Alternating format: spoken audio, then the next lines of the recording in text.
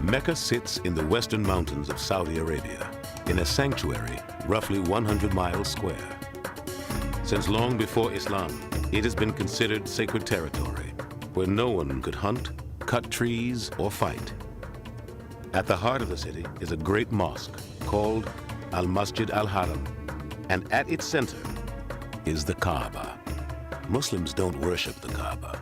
They worship what it represents, the one God. Hajj takes place in and around Mecca. It is a series of rituals performed between the 8th and 13th days of the last month of the Islamic calendar. While circling the Kaaba is the final act of the pilgrimage, it is also the top priority for pilgrims when they first get to Mecca. For Muslims who have prayed in this direction every day for years, seeing the Kaaba for the first time is almost overwhelming. Now to the Valley of Mina, where the Prophet Muhammad stopped and rested on his Hajj nearly 14 centuries ago. This is a town that grows from virtually 0 to 2 million people overnight. At dawn on the next day, the camps stir with anticipation for the greatest day of the Hajj. 2 million people are off to the plain of Arafat. Some 50,000 vehicles clog the roads.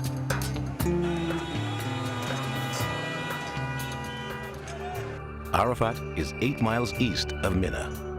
It's the place, Muslims believe, Adam and Eve found each other after exile from Eden. And it's seen by many as a rehearsal for the Day of Judgment.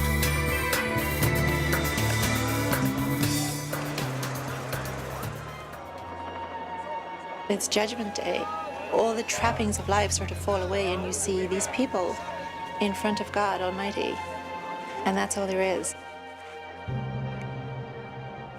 A strange quiet descends in the afternoon as people turn inward. It's called the Standing at Arafat. Only when the sun has set can pilgrims leave Arafat. Nearly 2 million people stand poised to move as soon as the sun dips below the horizon.